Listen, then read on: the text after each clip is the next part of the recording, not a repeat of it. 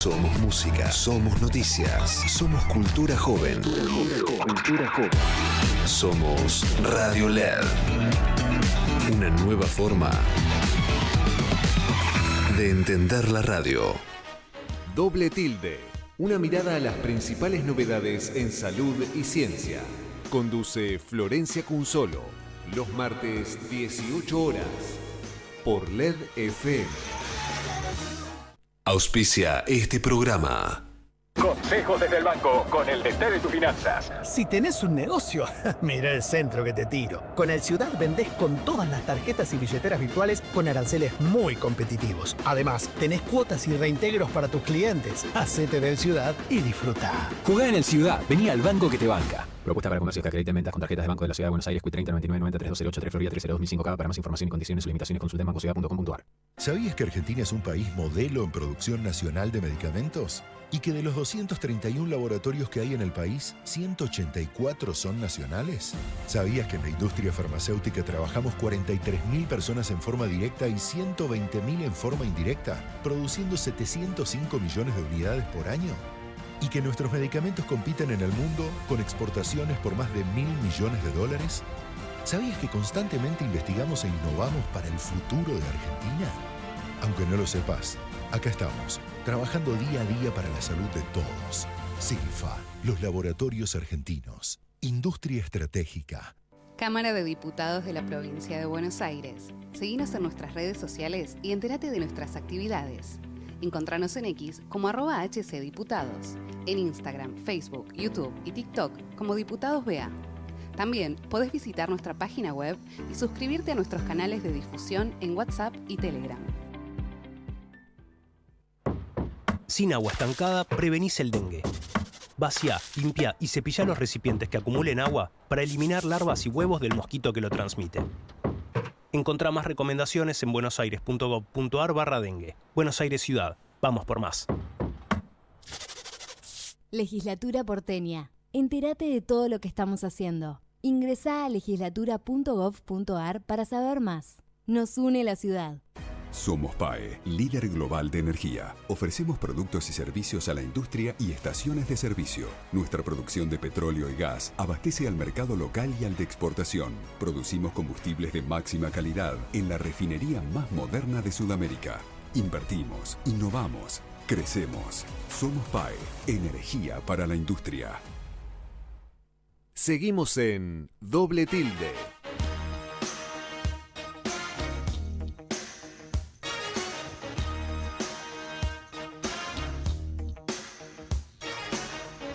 Buenas tardes, ¿cómo están? Arranca Doble Tilde 1803, 19 grados 6 en la ciudad de Buenos Aires. Hoy salimos todos abrigados de más. Bueno, yo todo generalizo.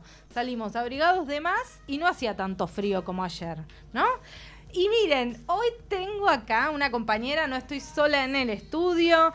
Ella es Débora Slotniski, periodista especializada en nuevas tecnologías, que nos va a estar acompañando acá en Doble Tilde cada 15 días, trayéndonos novedades de este mundo que todo el tiempo avanza de la tecnología. Hola, Debo, ¿cómo estás? Hola, Flor, gracias por el recibimiento y acá contenta para ir comentando un montón de cosas del mundo de la tecnología que, como vos bien decís, todo el tiempo avanza y no tenemos que quedarnos atrás. Muy bien, bienvenida Debo, va a estar participando de todo el programa, pero después la segunda entrevista va a ser bien específica de estos temas de tecnología aplicada a la salud, innovaciones, así que vamos a estar con ese tema.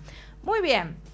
Arrancamos con el tema de la semana y es un tema que nos convoca bastante seguido, es un tema al que le damos mucho espacio en este programa desde siempre, desde que arrancamos en todas sus temporadas, que es el tema de la vacunación, y esta semana en particular es la Semana de la Vacunación de las Américas. En este caso, la Organización Panamericana de la Salud aprovecha esta semana hasta el 2 de mayo, se lleva adelante desde el 23 al 2 de mayo, para reforzar el llamado a vacunar a las poblaciones. En este caso, haciendo un llamado en particular por el aumento de casos de sarampión en las Américas. como les decía, esta semana que se extiende hasta el 2 de mayo, se va a aprovechar para que los países apliquen más dosis de vacunación. Se llevan adelante campañas puntuales y sobre todo en lo que es sarampión. La región de las Américas se ha posicionado como líder mundial en inmunización. Somos la primera región en haber eliminado la polio, la rubiola y el síndrome de rubiola congénita, y la única que ha recuperado y mejorado sus coberturas de vacunación a niveles previos a la pandemia, dijo Jarbas Barbosa, que es el director de la Organización Panamericana de la Salud, en una conferencia de prensa que dio en Washington. ¿Qué es lo que está pasando? Que si bien estamos recuperando un poco las coberturas, están todavía muy abajo, abajo de los niveles de prepandemia, y para enfermedades como el sarampión, sabemos que la cobertura tiene que ser superior al 90%, porque si no, no alcanza. El sarampión es una enfermedad transmisible muy contagiosa, y hay, por ejemplo, los bebitos, los menores de 1 año no se pueden vacunar, las personas inmunosuprimidas pierden sus defensas. Entonces, lo que genera la inmunidad colectiva es que podamos proteger a los que no están vacunados. Lo que está fallando es ese escudo que generamos entre todos con la caída de las coberturas, que no se da solo en sarampión, con la triple viral, se está dando en todas las vacunas de todas las etapas de la vida, pero algo que no pasaba era que cayera en la población infantil, y eso está ocurriendo. ¿Y a qué se debe? Se piensa, en realidad hay muchos factores, pero lo que pasó y venía cayendo desde antes de la pandemia pero que se profundizó con la pandemia, es que se produjo como una especie de hartazgo con el tema vacunas. La pandemia hizo que tuviéramos que vacunarnos tan seguido, que se hiciera tanto hincapié en la vacunación, que lo que pasó es que, bueno, después afectó a todas, digamos, las vacunas en general. Pero más allá de eso, estamos viviendo una época de avance de discursos anticientíficos que hacen que proliferen las dudas sobre las vacunas, que no todos son antivacunas, sino que generan dudas. A veces dejo pasar, y lo que termina pasando es que se va acumulando bolsones de poblaciones susceptibles a que vuelvan enfermedades que teníamos eliminadas, como el sarampión. Nosotros la teníamos por completo. Seguimos siendo un país libre de sarampión, pero tenemos cada tanto estos nuevos casos, que cada caso en situación de eliminación es un brote, porque un caso significa un brote cuando tenés una enfermedad eliminada, y que si se sostiene durante 12 meses seguidos ese brote, perdés el estatus de país libre de sarampión. Con lo cual, lo que hace la OPS en esta semana de vacunación de las Américas es instar a los países a que refuercen sus campañas de vacunación para elevar las coberturas. ¿Qué es lo que está pasando en Argentina con el sarampión? Yo cruzo los papeles como siempre porque, bueno, bien analógica. Vos que estás especializada en nuevas tecnologías, quizás... También tengo papeles. Pero también, esa es la vieja usanza, no tiene nada que ver. Lo que está pasando en Argentina, pasemos a la situación argentina. Para no aburrir con datos de afuera, están subiendo mucho los casos, hay brotes puntuales en países de la región.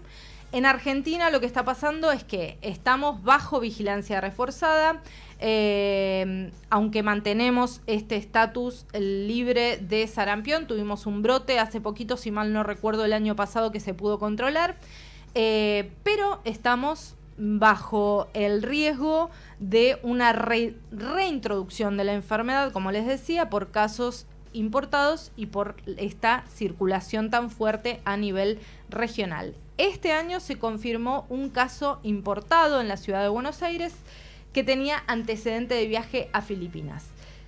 ¿Qué es lo que tenemos que saber si hacemos un resumen de esta situación? Que el sarampión es muy contagioso, puede ser muy grave, no es muchas veces, y eso desde el periodismo también a veces contribuimos a desinformar, porque se usa cualquier imagen, entonces se muestra como que es una enfermedad que solo tiene, a veces se muestran eruptiva. Las imágenes, claro, una eruptiva, pero a veces se ponen las imágenes que en realidad corresponden a la varicela y que son como, en realidad no, el sarampión es toda una enfermedad exantemática que tiene que se puede manifestar con todas manchas, más que ronchitas, y que puede afectar mucho más. Puede producir realmente enfermedad grave y hasta la muerte, sobre todo en nenes chiquitos, en infantes, en lactantes y en personas inmunocomprometidas. Los síntomas típicos son la fiebre alta, las manchas rojas en la piel, la tos, conjuntivitis y la secreción nasal. ¿Y qué tenemos que hacer? ¿Cómo se previene? Con la vacunación. Desde 2026, o sea, desde este año, se adelantó la segunda dosis a los 18 meses de vida. Antes era a los 5 años, en ese combo de vacunas al ingreso escolar. Ahora esa segunda dosis se adelantó a los 18 meses. ¿Qué es lo que hay que hacer? Si hay síntomas compatibles con esta enfermedad, consultar de inmediato y preventivamente aislarse hasta tener un diagnóstico. Muy bien, Debo. Antes de cerrar este bloque, estamos bien. Quería comentar que mañana el Instituto de Oncología Ángel Roffo, que es un instituto de referencia, es uno de los hospitales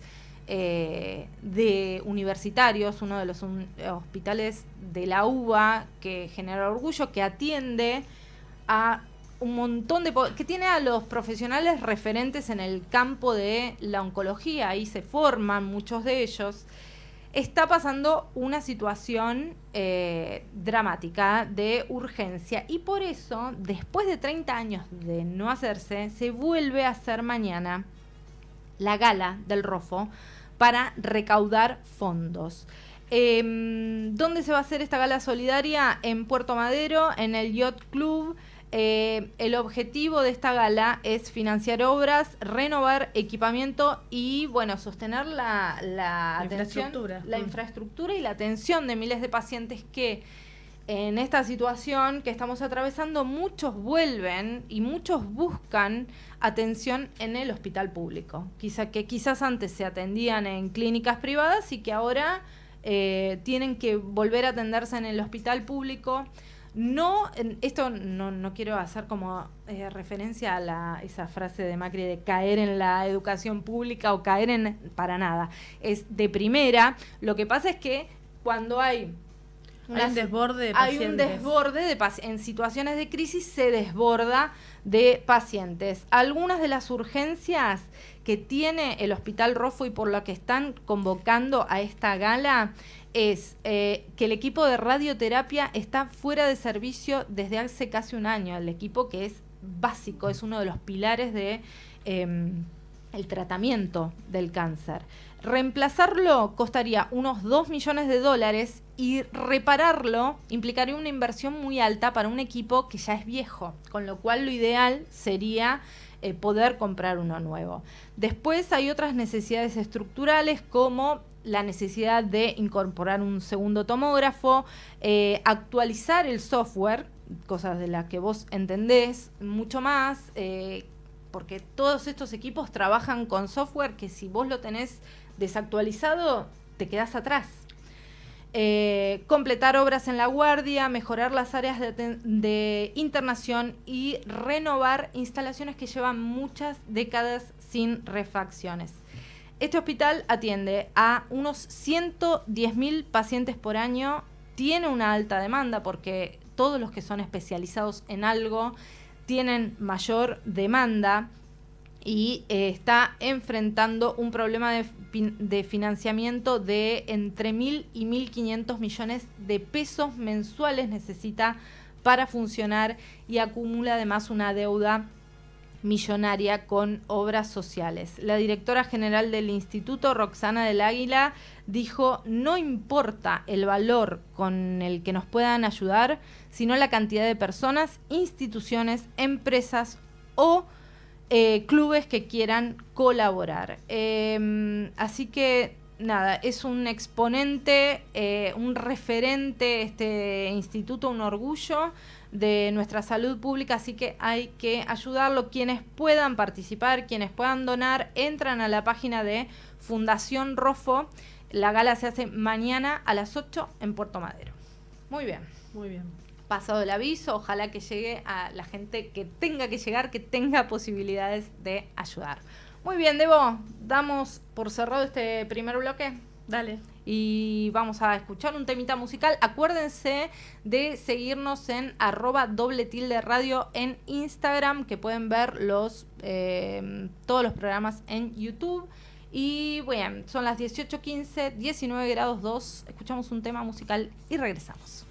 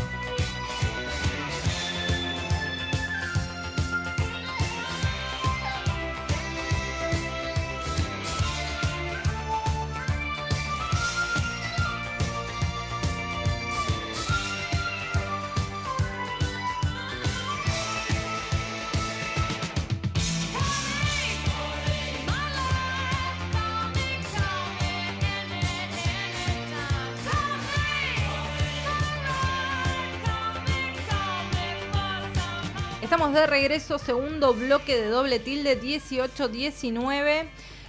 Y nos vamos a meter en un tema que es el tema de los últimos días. Y que interpela a toda la sociedad. Porque un poco más a los que tenemos hijos, y en nuestro caso que tenemos hijos adolescentes, es como el tema que está dominando las charlas en casa, con padres, amigos. ¿Qué es esto de las amenazas de tiroteo en los colegios? Y que está muy vinculado a todo el consumo en redes y en internet, ¿no? Sí. Es algo que nos está preocupando, perturbando, y de eso vamos a hablar con una especialista. Ella es Juliana Lanza, directora de Psicología de la Fundación Iberoamericana de Salud Pública. Hola Juliana, acá Flor Cunzolo y Débora Slotnitsky te saludan. Hola Flor, buenas tardes a las dos, a vos y a Débora. ¿Cómo te va, Juliana? Bueno, estamos acá planteando esto que en estos días te debe tener a vos ocupada como prioridad, ¿no? Es un tema bastante complejo y es un tema además que es multifactorial, y entonces es difícil a veces darle una sola explicación o un sentido, ¿no? Por eso, bueno, más allá de que las noticias están en todos lados, también hay familias seguramente, ¿no?, preocupadas, y adolescentes también, y bueno, cada área, digamos, de las que interviene cuando hay alguna de estas amenazas, también, además de tener, obviamente, digamos, sus protocolos, deben tener también un montón de preguntas como las que nos hacemos todos ante estos hechos, ¿no? Y una de esas preguntas es, nosotros veíamos estos problemas como algo ajeno, ¿no? Como algo, consumíamos como algo que ocurría en otros países, en Estados Unidos, y ahora nos está pasando, lo estamos viviendo acá. ¿Era inevitable por esto de las redes, o hay algo también de la globalización de la violencia que nos está afectando también? Mira, yo creo que hay contenidos y grupos que generan, digamos, contextos que están disponibles 24/7 al alcance de un clic y de un grupo de pertenencia virtual a través de las redes, ¿no? Y si bien hay quizás adolescentes que pueden consumir determinado material, eso no significa que esos adolescentes necesariamente vayan a ser adolescentes violentos para nada. Sí es verdad que hay una diferencia cuando algunas de estas personas, digamos, jóvenes, empiezan a interactuar de una manera más activa y empiezan a tomar, digamos, partido dentro de lo que son grupos que a veces pueden creer que tienen otros como enemigos, ¿no? Es difícil a lo mejor pensarlo porque a ninguno de nosotros nos resulta fácil pensar en adolescentes o en personas jóvenes con una carga, digamos, potencial de agresión o de violencia, más allá de que todos sabemos que los adolescentes tienen un grado de impulsividad muy alto por el estado de desarrollo en el que están, a lo largo, digamos, de esos años de crecimiento. Pero es verdad que hay comunidades que generan contextos y generan también presiones grupales dentro de esos grupos que están en un entorno digital.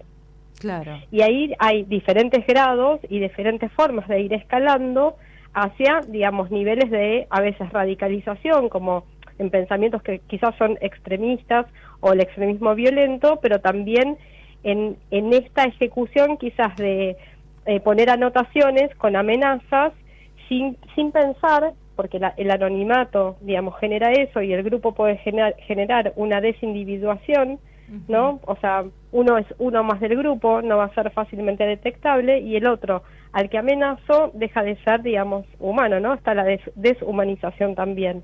Entonces, creo que eso genera, digamos, un entorno y a veces con una presión situacional sobre algunos miembros de esos grupos más que en otros. Hay algunos que lideran y hay algunos que son los que tal vez son castigados si no ejecutan, digamos, alguna acción.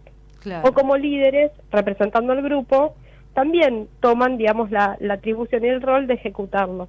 Hay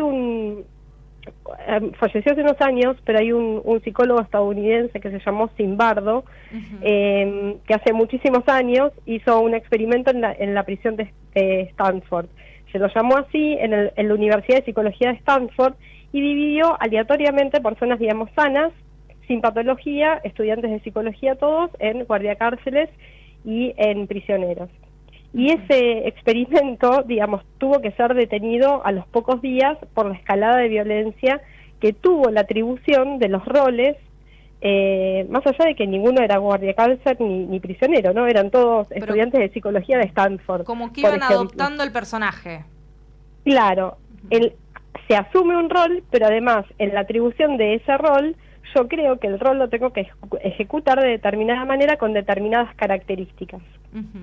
A un nivel, digamos, más inconsciente e involuntario. Entonces, más allá de que esto no se trata, digamos, de ese experimento, este psicólogo tiene, digamos, un concepto que es el efecto Lucifer. Él dice, no es la persona que puede tener un recorrido, digamos, intachable y no tener patología en lo individual, pero el sistema y en un contexto que promueva determinadas conductas, esa persona puede verse ejecutando acciones que pueden ser cruentas, agresivas, violentas.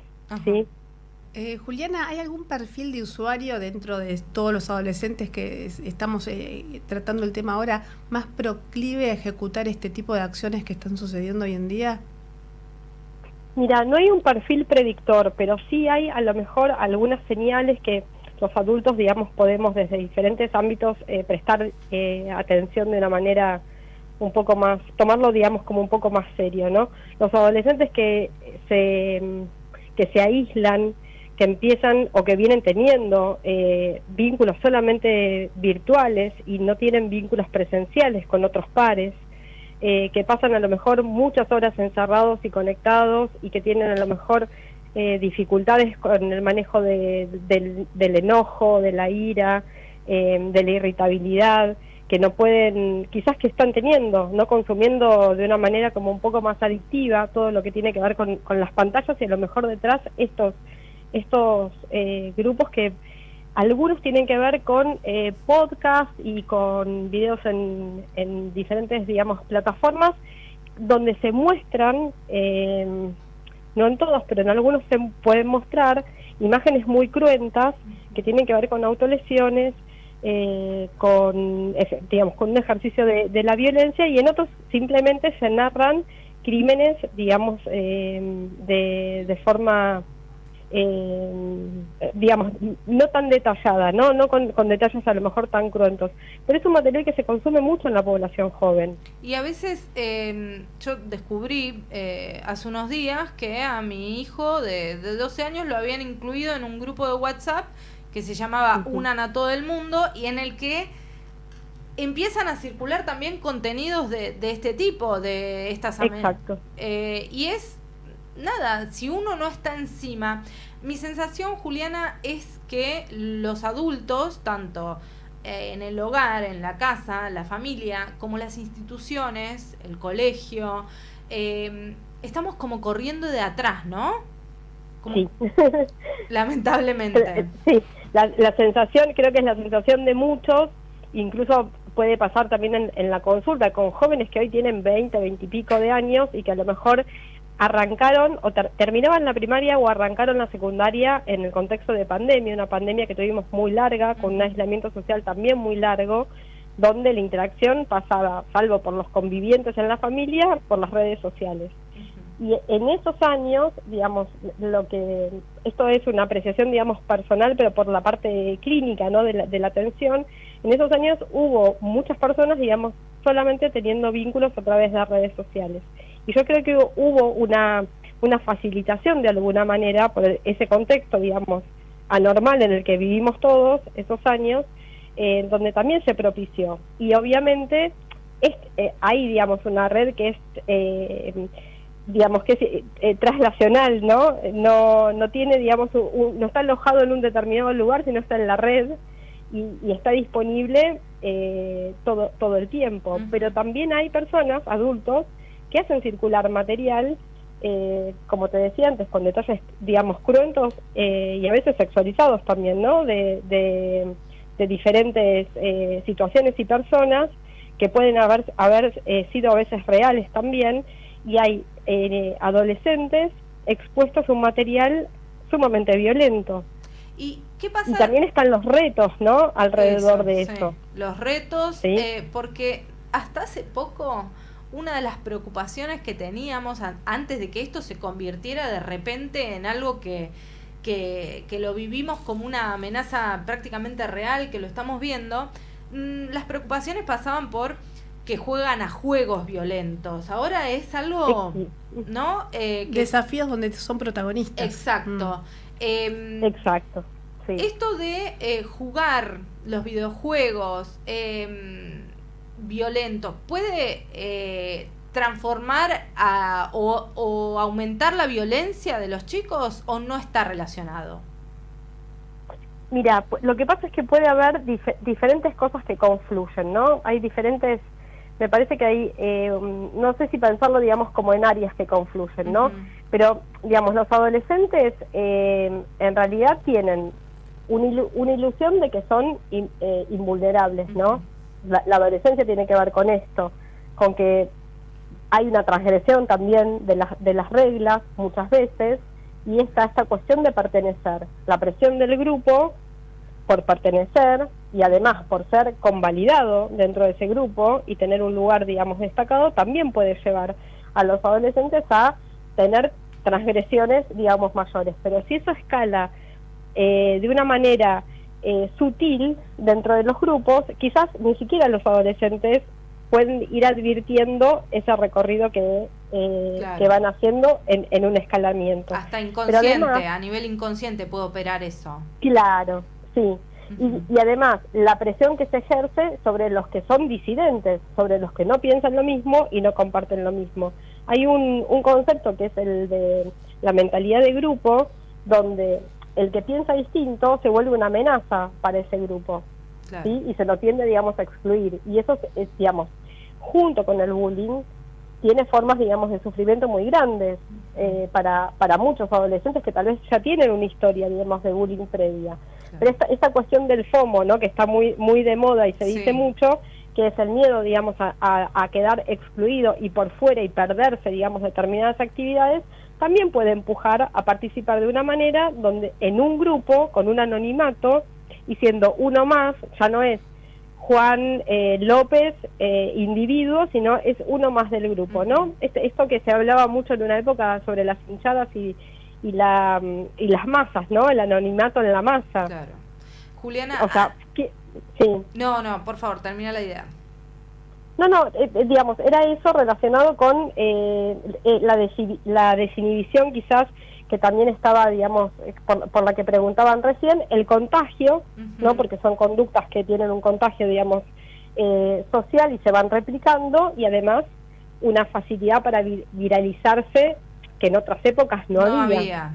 Sí. Bien, antes de despedirte, Juliana, queremos consejos, ¿no? Lamentablemente estamos como necesitados de consejos. Sabemos que a veces no solo pasa por lo individual, pero desde casa también tenemos que tener herramientas para saber cómo actuar ante estas situaciones. Mira, yo creo que una de las cosas que puede pasarnos a veces a los adultos es que los adolescentes pueden contarnos, decirnos, no, porque yo miro tal cosa en, no sé, por video, etcétera, o en tal red. Y uno, a lo mejor como adulto, lo toma como algo más, como algo que se pone de moda. Tal vez uno no es tan consciente en el momento de qué significa lo que el adolescente nos está diciendo que consume, que mira y que le gusta. Entonces, a lo mejor hay un ejercicio quizás un poco más activo desde los adultos, de también darnos el tiempo de ir a mirar de qué se trata. Bien. Y qué, digamos, y qué contenido tiene. Y en vez de prohibirlo, porque lo único que uno logra con un adolescente cuando uno prohíbe, digamos, es más búsqueda, digamos, sobre eso, y muchas veces que el adolescente se cierre y no tenga ganas de volver, digamos, a compartir. Pero otra pregunta importante, además de lo que es el contenido y de qué se trata, es, digamos, ¿qué rol tiene ese adolescente en ese grupo? ¿Qué pasa con ese grupo? Cuando alguien está de acuerdo, ¿qué sucede? ¿Tiene realmente conciencia de que la persona, digamos, a la que va dirigida a lo mejor una amenaza, o las personas son personas reales? ¿O queda también cierta, parecen personajes, ¿no?, dentro de la virtualidad, claro, y se deja de pensar que son personas reales sobre las que hay consecuencias? Bien. ¿Sí? Bien, diálogo. Sin justificar, ¿no? Obviamente no con esto no justifico, digamos, las conductas. Me parece que las conductas tienen que tener, digamos, un límite, ¿sí? Y que ante una amenaza los protocolos siempre deben activarse, pero para las familias me parece que hay una búsqueda que tal vez a veces en el día a día no hay tanto tiempo para hacer. Tal cual. ¿Sí? Diálogo sobre todo, ¿no? Siempre. Sí. Bien, muchas gracias, Sí. Juliana, por esta charla con doble tilde. No, por favor, a ustedes. Les mando un beso grande. Gracias. Igualmente hablábamos con Juliana Lanza, directora de Psicología de la Fundación Iberoamericana de Salud Pública. Cerramos este segundo bloque, Debo. Y ya volvemos. Muy bien, 18:34, ya regresamos.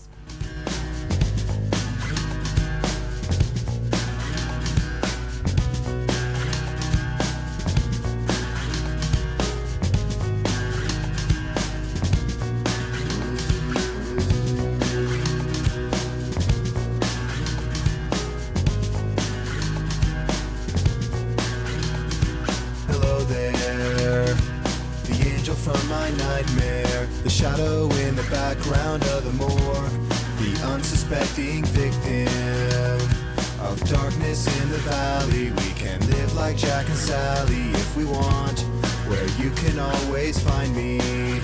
And we'll have Halloween on Christmas, and in the night we'll wish this never ends. We'll wish this never ends.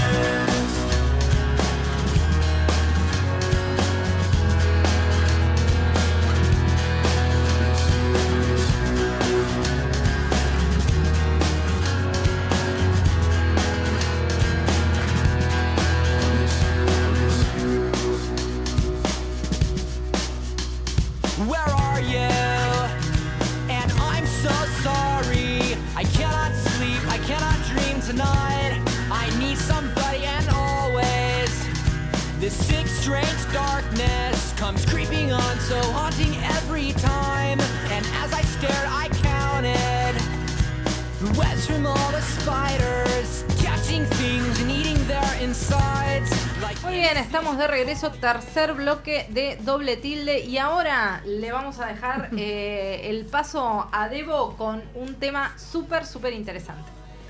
Resulta que la semana pasada se realizó en Boston un encuentro muy interesante con los emprendedores más destacados de todo lo que tiene que ver con ciencia y salud de América Latina. Fue en el marco del LATAM Health Champions, organizado por FIFARMA e INNOS, que es una organización colombiana, y la idea justamente es premiar a estos 8 emprendedores más innovadores de América Latina y ayudarlos a hacer como una experiencia inmersiva en Boston, que es la cuna de todo lo que tiene que ver con los desarrollos de biotecnología, mucho ecosistema emprendedor, todo lo que tiene que ver con el famoso elevator pitch de los emprendedores al momento de salir a buscar inversiones y ese tipo de cosas. De Harvard, del MIT, es como un lugar espectacular. La cuna de la innovación y el aprender del error y todo ese tipo de cosas. Así que, fueron emprendedores de distintas partes de América Latina. El premio número 1 fue para una iniciativa de Guatemala llamada Premia, que consta de un dispositivo portátil para hacer mamografías en el lugar y diagnosticar a las personas, a las mujeres que muchas veces viven en zonas rurales o lejanas y no tienen cómo acercarse a hacerse un estudio. Otro de los galardonados fue Hugo Gramajo, estuve con él allá, es de Rosario, está investigando junto con una investigadora que ahora le voy a pedir que la nombre porque es su partener, digamos, en esta iniciativa para revertir el Parkinson y otras enfermedades neurodegenerativas, con lo cual el panorama de esta innovación, en el caso de que obviamente avance, se prueben humanos y demás, es asombroso. Es un problema a nivel mundial, digamos, y a medida que aumenta la expectativa de vida, más todavía. Exactamente. Así que tenemos en línea a Hugo Gramajo. Él es de formación bioquímico y está investigando desde hace varios años con su startup ExoMás. Hola Hugo, buenas tardes. Hola Débora, buenas tardes, ¿cómo andan? ¿Qué tal? Muy bien, hola Hugo. Un gusto de estar acá con ustedes. Hugo, fuiste uno de los emprendedores premiados en esta competencia. Contanos puntualmente qué es lo que están investigando. Bien, en realidad cofundamos junto con mi socia Claudia Banquio ExoMás, que es una startup que se encuentra incubada en el Instituto de Biología Molecular y Celular de Rosario.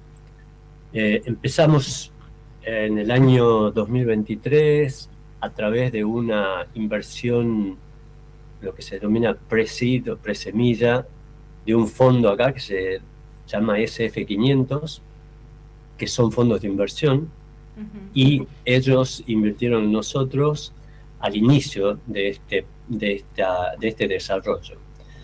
El desarrollo en sí es desarrollar una terapia, intentar desarrollar una terapia para revertir enfermedades neurodegenerativas, o al menos que no sean tan progresivas estas enfermedades que son realmente tan discapacitantes, tanto de lo cognitivo como lo motor.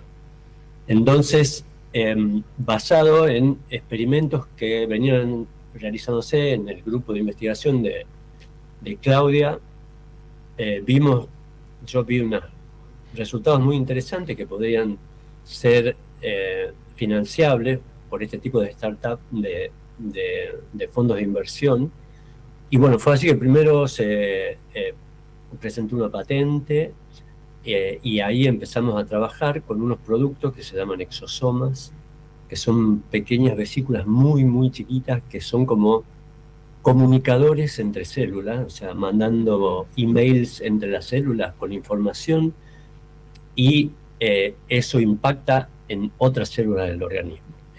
Nosotros lo que desarrollamos es a partir de las células madres neurales, que son esas células madres que dan lugar, luego se diferencian y dan lugar tanto, por ejemplo, a las neuronas como a otras células del cerebro, que son oligodendrocitos y astrocitos se denominan, pero lo más importante es que nosotros inducimos a que estas células madres, que a pesar de la edad van quedando, tenemos un reservorio de las mismas, nosotros habíamos visto ya en experimentos que se denominan in vitro, que uno hace en el laboratorio, en cajas de Petri conteniendo líneas celulares, que se llama, o sea, células madres en una caja. Habíamos visto determinadas propiedades de estos exosomas que favorecían que estas mismas células madres proliferen más, o sea, se dupliquen más, y también se diferencien, o sea, vayan más hacia las neuronas, ¿no? Hacia diferenciarse hacia neuronas. Lo cual era como muy impactante. El problema, ustedes saben, las neuronas mueren y queda esa célula muerta que no se reemplaza, porque las neuronas no se dividen, ¿no? Entonces, cuando hay un reemplazo, vienen de las células madres estas que tenemos en el organismo, que van a diferenciarse y ir ahí.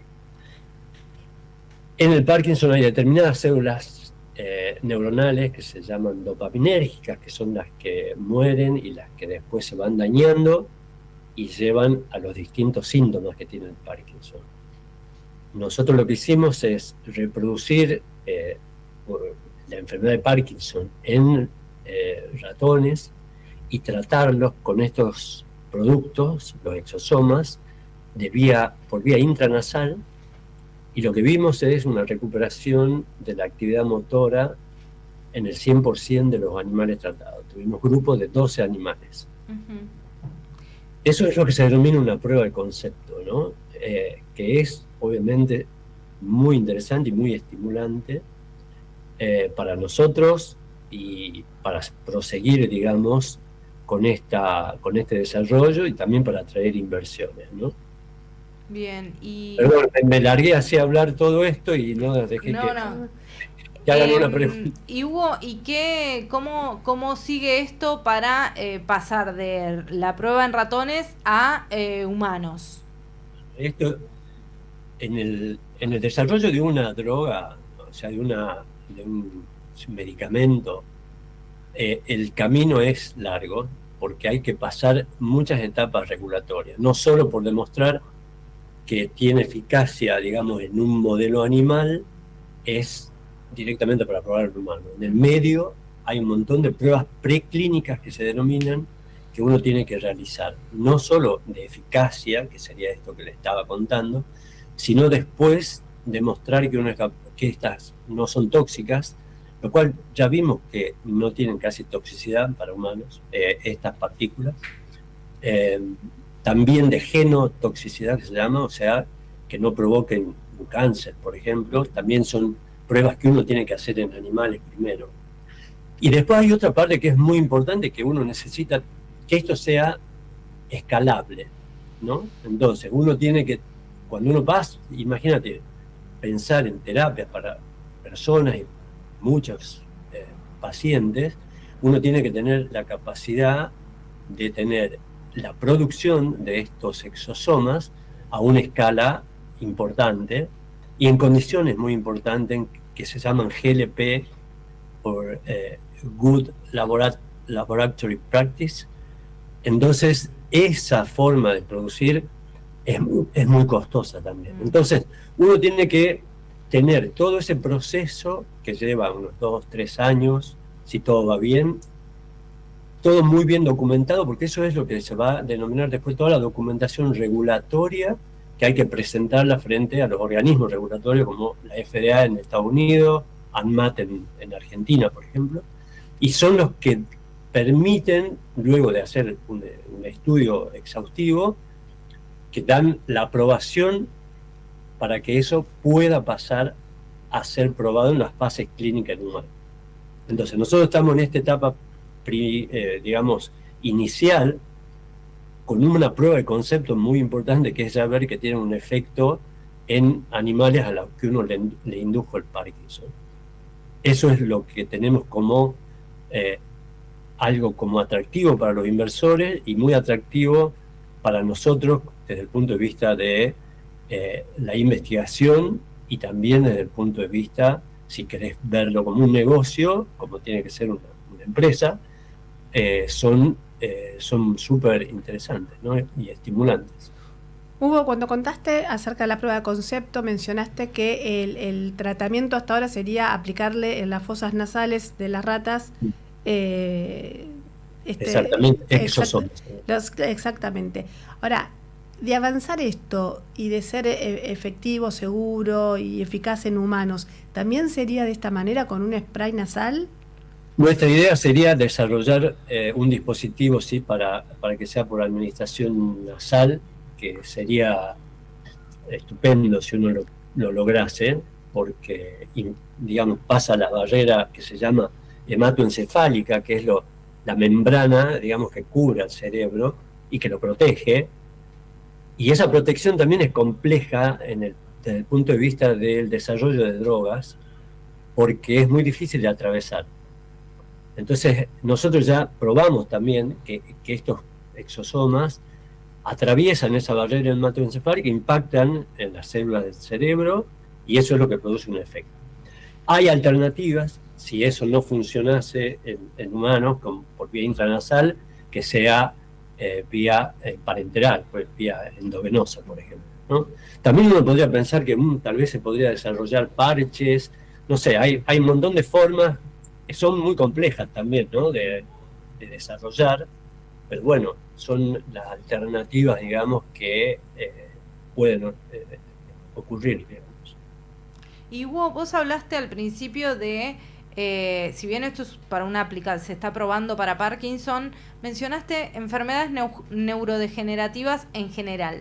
¿Se podría pensar a futuro que los exosomas sirvan no solo para Parkinson, sino para otras enfermedades neurodegenerativas?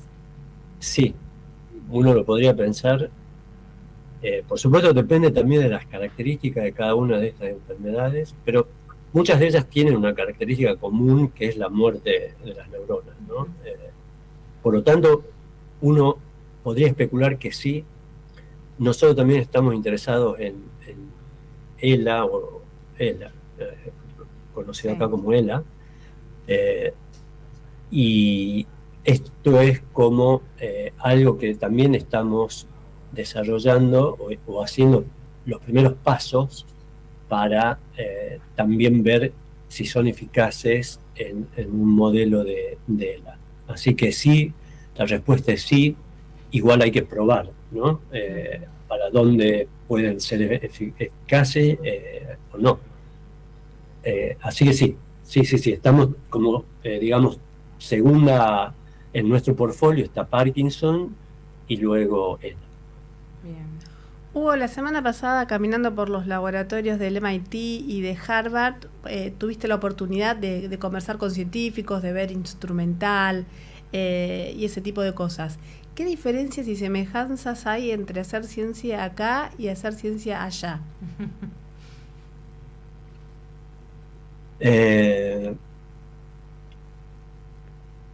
A ver, desde el punto de vista de recursos humanos, creo que tenemos muy buenos recursos humanos. Está demostrado, digamos, Argentina tiene una muy buena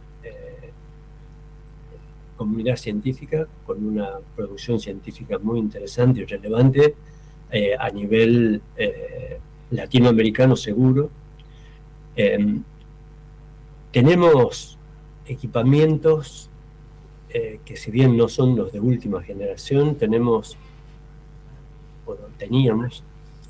buenos equipamientos. El problema es que ahora tenemos que mantener esos equipos y tendríamos que ir adquiriendo los de última generación para ser competitivos realmente, ¿no? Y eso, ahí se genera una brecha, un gap, porque no es lo mismo tener un equipo accesible todo el tiempo que nos manda una muestra y recibe la información al día siguiente, que tener que esperar acá semanas, a veces meses, para tener este tipo de información.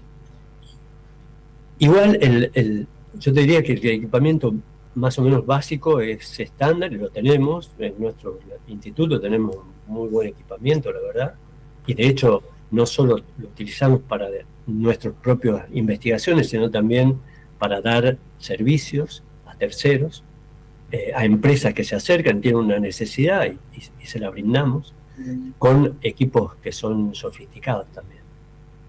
Y luego está la diferencia en la cantidad de dinero que hay y que invierten en ciencia esta gente. Entonces, uno puede tener acceso a los reactivos que quiera, la cantidad que quiera, los materiales descartables que desee, y eso es costoso, y en Argentina es más costoso que allá, porque todo lo que utilizamos en general, o la mayor cantidad de insumos nuestros, son importados, y acá cuestan el doble. Y tenemos muy poco ahora, muy poca ocasionada, digamos, financiamiento, se redujo muchísimo. Espero que se revierta, porque está clarísimo cuando uno, digamos, me parece que los políticos deberían ir y ver esto allá y ver cómo funciona un ecosistema pujante con una cantidad de inversión importante y con un revenue, o sea, con ganancias que se multiplican por 10, por 100. Entonces, hay que verlo como una inversión que va a generar ganancia, no solamente que hacemos investigación básica y se queda ahí. En Argentina hacemos investigación que sirve también y se vuelca a la sociedad. Entonces, para resumir, no hay tanta diferencia. La gran diferencia está en la financiación de la ciencia.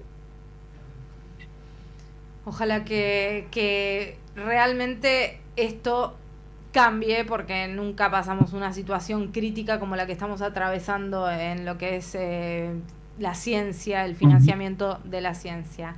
Bueno, le agradecemos a Hugo esta charla con doble tilde. Gracias, Hugo. Muchísimas gracias a ustedes. La verdad que fue un gusto compartir este momento con ustedes. Espero que sirva también para la difusión de la ciencia en la Argentina y de la tecnología que uno desarrolla. Sí, aparte puede tener impacto a nivel mundial. Totalmente. Gracias. Bueno, muchas gracias. Buenas noches. Buenas noches. Entonces hablábamos con Hugo Gramajo, investigador del CONICET, que fue uno de los premiados en esta competencia en la que participaste la semana pasada, de los premiados. Qué sí, exactamente. Todo. Sí. Y hay muchas innovaciones que cuando uno las observa, las conoce, dice, no puedo creer que estén investigando de esta manera, con posibles impactos tan grandes en la salud mundial. Totalmente. Vamos al último corte, Debo, y ya venimos con el cierre de Doble Tilde. Vale.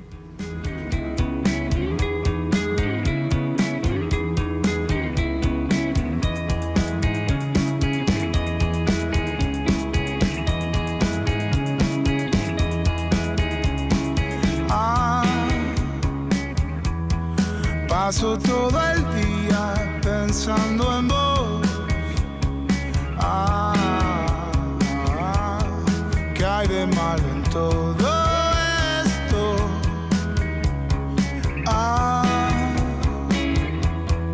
Paso todo el día pensando en vos. Vos pensás que pierdo el tiempo. Perdón si estoy de nuevo acá. Pensé que habías preguntado por mí. Me gusta estar de nuevo acá. Aunque no hayas preguntado por mí, voy a quedarme un poco acá. Cuidarte siempre a vos en la derrota. Hasta el final, el final.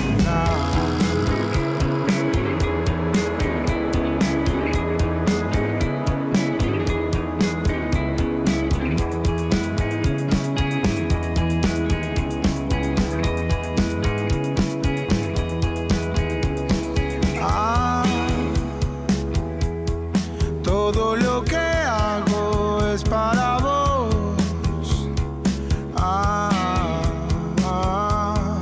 El tesoro se está hundiendo. Muy bien, acá me agarran desperezándome. Muy bien, un lindo programa hoy. Atravesando diferentes temas. Estamos lejos del fin de semana, pero acá en el cierre siempre acostumbramos a dar algún datito de agenda, y lo que nos está atravesando en este momento es la Feria del Libro. Claro, aparte este fin de semana es más largo. Es fin de semana largo, así que pueden aprovechar. Este domingo viste que hubo algunas críticas, algunas quejas, pataleos desde la Fundación El Libro por el tema de que metieron el roadshow de Colapinto, y medio como que en este fin de semana les cayó la concurrencia el domingo. Pero este fin de semana, como decís, largo, 3 días, se pueden hacer un paseíto por la Feria del Libro. Y en este programa de ciencia, que es lo que vamos a recomendar, charlas muy interesantes que ofrece el Instituto Balseiro, que trae desde Bariloche a la Feria del Libro. En su stand van a estar desde el 29 de abril al 4 de mayo. No van a estar hasta que finalice la feria, así que aprovechen ahora, porque si no, se lo pierden.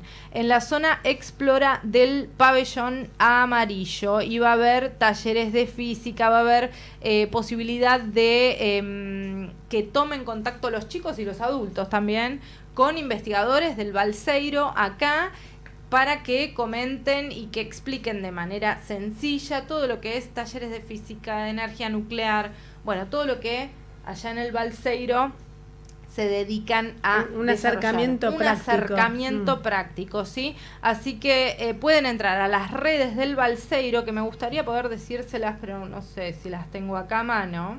Pero si no, búsquenlas y ahí van a tener acá están, @Instituto Balseiro en Instagram. Ahí tienen todo el programa. Muy bien, y ya nos queda muy poquito tiempo. Vamos a repasar un poquito qué tal se viene en los próximos días. Mañana, ¿qué hizo? El frío hizo como así como una entradita y se fue. Mañana una máxima de 23. Ya está, guarden las camperas gordas porque porque ya está. Se fue de vuelta. Vino y se fue. El jueves 10 de mínima, máxima de 22. El viernes ya feriado, Día del Trabajador, que deberíamos disfrutarlo a full, pero bueno, los periodistas trabajamos igual habitualmente. Mínima de 12, máxima de 24, sin lluvias. Y el fin de semana también sin lluvias y con temperaturas agradables. Así que está para asadito, para plan al aire libre. Bueno, Debo, un gusto. Un placer. Primer programa con vos. La tenemos a Debo en 15 días, ¿no? Tal cual. Así que va a traernos toda la info sobre las nuevas tecnologías, entrevistas súper interesantes. Como siempre, del otro lado, Nico Bassani, Fede Bucciarelli, acá Flor Cunzolo, Débora Slotinsky, me hace el sí. Nos reencontramos el próximo martes a las 6 acá por FM LED en Doble Tilde. Chau, chau. Ya está, cuánta ambigüedad, esta vida me va a matar, mi corazón vacío no soporta una ausencia más.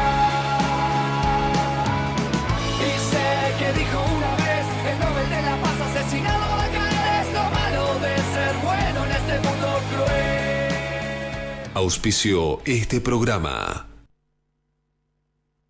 Consejos desde el banco con el DT de tus finanzas. Si tenés un negocio, mira el centro que te tiro. Con el Ciudad vendés con todas las tarjetas y billeteras virtuales con aranceles muy competitivos. Además, tenés cuotas y reintegros para tus clientes. Hacete del Ciudad y disfruta. Jugá en el Ciudad, vení al banco que te banca. Propuesta para comercios que acrediten ventas con tarjetas de Banco de la Ciudad de Buenos Aires, Q30 99 90 3208 3 Florida 302 2005K. Para más información y condiciones y limitaciones consulta en bancociudad.com.ar.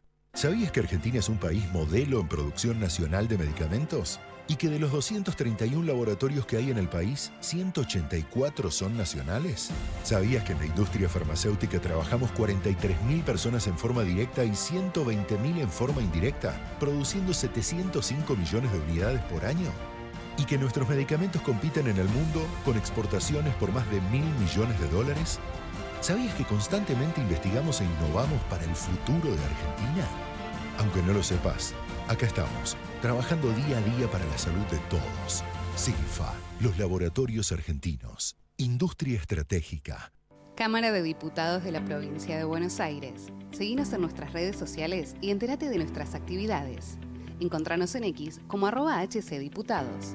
En Instagram, Facebook, YouTube y TikTok como Diputados BA. También podés visitar nuestra página web y suscribirte a nuestros canales de difusión en WhatsApp y Telegram. Sin agua estancada, prevenís el dengue. Vacía, limpia y cepilla los recipientes que acumulen agua para eliminar larvas y huevos del mosquito que lo transmite. Encontrá más recomendaciones en buenosaires.gov.ar/dengue. Buenos Aires Ciudad. Vamos por más. Capacitate de forma fácil y gratuita. Accede al Instituto Legislativo de Capacitación Permanente en legislatura.gov.ar. Legislatura porteña. Nos une la ciudad. Somos PAE, líder global de energía. Ofrecemos productos y servicios a la industria y estaciones de servicio. Nuestra producción de petróleo y gas abastece al mercado local y al de exportación. Producimos combustibles de máxima calidad en la refinería más moderna de Sudamérica. Invertimos, innovamos, crecemos. Somos PAE, energía para la industria. Somos radio en vivo, somos podcast, somos música, somos noticias, somos cultura joven. Somos Radio LED, una nueva forma de entender la radio.